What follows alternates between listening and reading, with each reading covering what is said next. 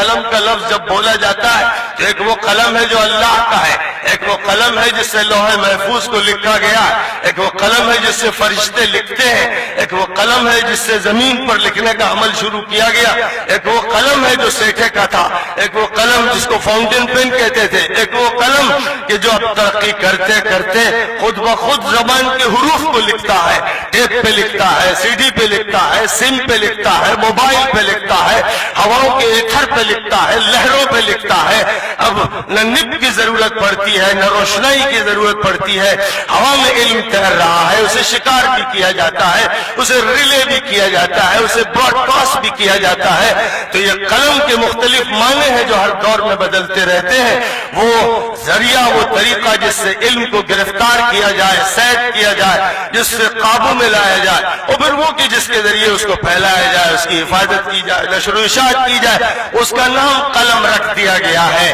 لیکن اس قلم کا ایک مطلب نہیں ہے کہ وہ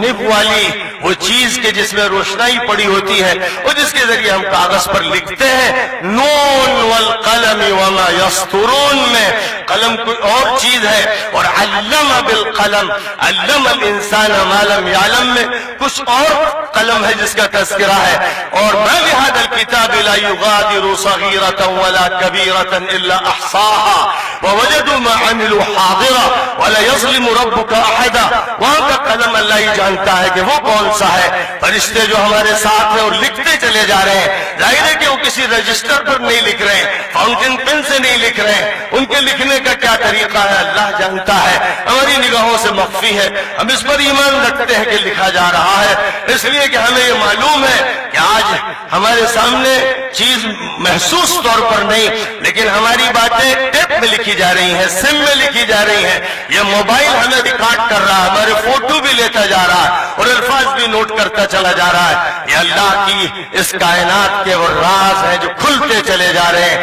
اور جوں جوں دنیا سائنسی طور پر ترقی کرتی چلی جائے گی، آسمان کے حقائق کھلتے چلے جائیں گے، ایمان واقعہ بنتا چلا جائے گا، اللہ کی تجلیات کے مشاہدے ہوتے چلے جائیں گے، انسانوں کے اندر سے ایمان کے چشمے ابلنے لگیں گے، پوری دنیا ایمان کے قریب آتی چلی جائے گی۔ یوں ہی عیسیٰ نازل نہیں ہوں گے، یوں ہی مہدی کا ظہور نہیں ہوگا، پوری دنیا یوں ہی حق پر متفق نہیں ہو جائے گی، اس کے انتظامات ہوں گے اور ہو رہے ہیں۔ سنریہم آیاتنا فی الآفاق وفی انفسہم حتی یتبین لہم انہ الحق۔ فرمایا کہ ہم فضا میں، فضائے بسیط میں اور خود ان کی اپنی ذات میں اپنی نشانیاں ان کو دکھاتے چلے جائیں گے، یہاں تک کہ یہ بات کھل کر ان کے سامنے آ جائے گی کہ اسلام برحق ہے۔ آج آپ نے